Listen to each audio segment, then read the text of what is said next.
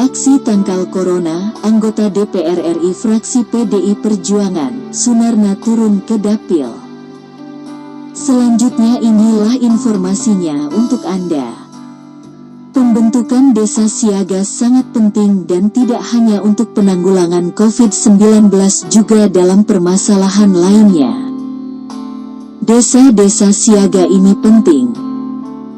Saya sampaikan bahwa ini terkait dengan ketersediaan pangan di negara kita khususnya beras. Setiap tahun kita itu minus sekitar 2,4 juta ton, kata anggota DPR RI fraksi PDI Perjuangan Sunarna di Cilacap, Jawa Tengah, Rabu, tanggal 22 April tahun 2020.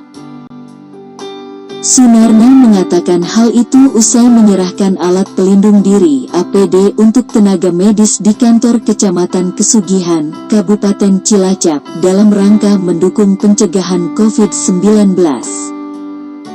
Menurut dia, permasalahannya adalah pada masa yang sulit seperti sekarang ini, negara lain pun menghadapi hal yang sama.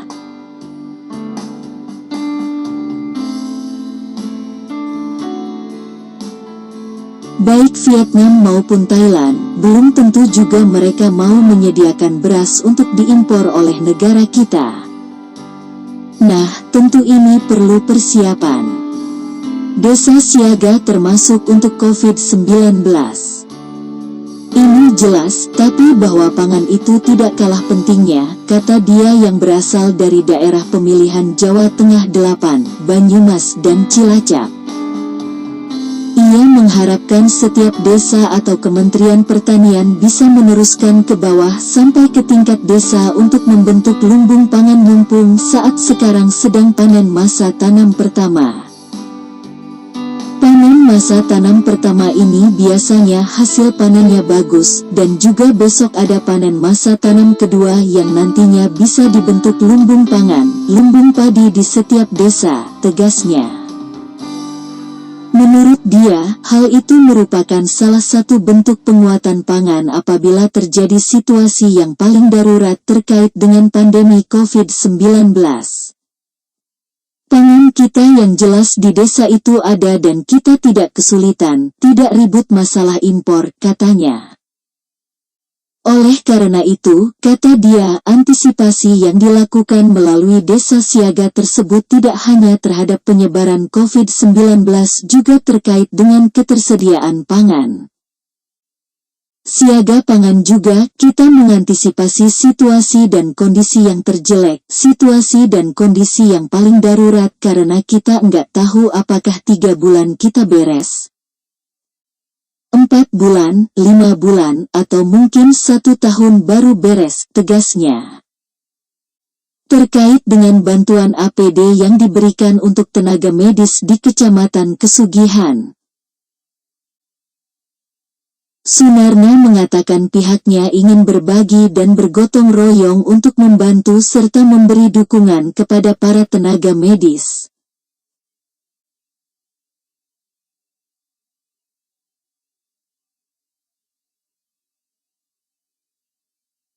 Sehingga ada ketenangan karena menggunakan APD yang sesuai dengan standar kesehatan.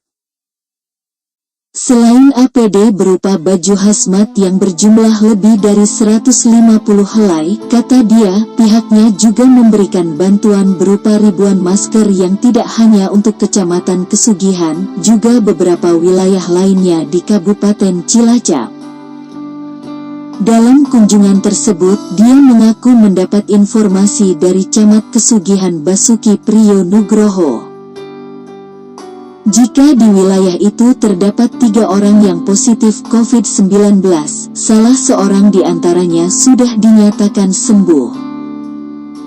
Semoga yang lainnya juga sembuh semua, kata mantan Bupati Klaten 2 periode itu. Sementara itu, Camat Kesugihan Basuki Priyo Nugroho mengakui jika di wilayahnya terdapat 3 orang yang positif COVID-19, salah seorang di antaranya sudah dinyatakan sembuh, yakni seorang balita berusia 4 tahun, warga desa Bulu Payung. Menurut dia, 2 orang positif COVID-19 yang masih menjalani perawatan, salah seorang di antaranya merupakan warga desa Kuripan yang terpapar virus corona saat menghadiri hajatan di Klaten.